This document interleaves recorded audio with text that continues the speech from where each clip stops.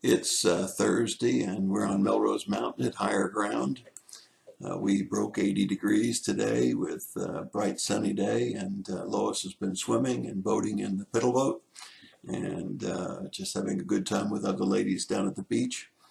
I've been preparing for my Sunday sermons and just getting ready to do a late presentation of devotion for the day out of Mark chapter 7, verse 14. There's a lot of controversy today about dietary practices and whether we should still be following the Old Testament diets. The answer is yes and no. There's certainly many items on the list of things that God said were unclean that, according to today's health science, we probably shouldn't be eating in large amounts. On the other hand, there's no question that the New Testament makes clear to us that God doesn't discriminate against people, nor does he want us to discriminate against food. And we saw that with the sheet being lowered down and Peter being told that it's not unclean, go ahead and eat.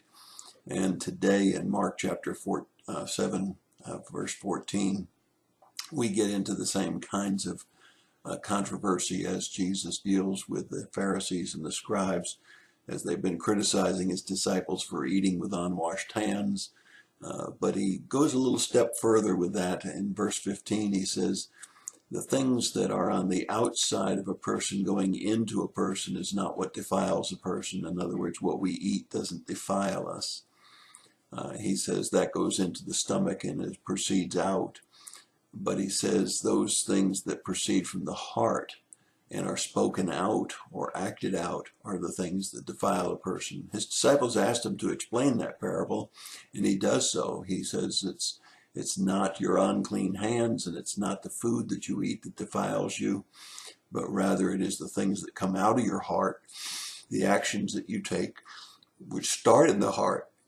He lists them. He says evil thoughts, fornication, thefts, murders, adulteries, coveting.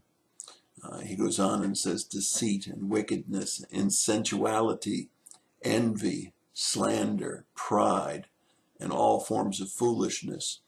As a matter of fact, if you were to look at Galatians chapter 5, verse 19 through 21, you'd find that many of those things are listed as deeds of the flesh rather than fruit of the Spirit. So Jesus is saying what goes into our hearts and what comes out of our hearts is what defines us. And many times we have begin with just the thought in the heart, and then it moves to an action. That's a progression of sin. And he says those are the things that defile us. It's very interesting because the parallel passage in Matthew 15, beginning at about verse 11, goes through this same section of scripture and gives us a parallel passage. And he says something very interesting in Matthew 15:13. He says, every plant which the Father did not plant will be rooted up. Isn't that interesting? If you're not of the Father, if you're not one of his children, you'll be rooted up. And then he goes on and he talks about the Pharisees and the scribes by saying, these are blind guides. And when a blind guide guides someone else, they both fall into the pit.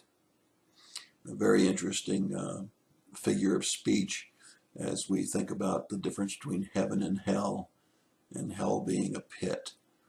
And so he's not only defining the fact that it is not food that defiles us, he also tells us that those that would mislead us are headed for the pit. Those that are not of God the Father are going to be uprooted. And then he tells us very clearly that it's not the washing of hands, not the food of the Old Testament, but what proceeds out of our hearts. Someone once said that when you squeeze an orange, out comes orange juice. When you squeeze an apple, out comes apple juice.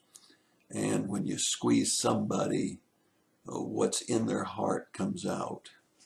That is when you get them into a difficult situation, in a defensive situation, when they speak and when they act based on being squeezed with pressure. is what's really inside of them, just as apple juice is inside of an apple and orange juice is inside of an orange. So are the evil things that sometimes come out of a person when they're put under pressure. And so it's good for us to realize that many times if we speak without thinking, we speak in anger, we are revealing what's really in our hearts. Well, I hope that you're not doing that. I hope that you're clean on the inside as well as on the outside, and that God is in your heart, and you're not going to be uprooted, and you're not going to worry too much about your dietary practices, except that we should all eat the proper size proportions and nothing to excess, and those things that are considered in the Old Testament unclean will not hurt us, not defile us from a spiritual standpoint. It's only what comes out of our hearts that will defile us. That's your thought for the day. God bless you and have a great day.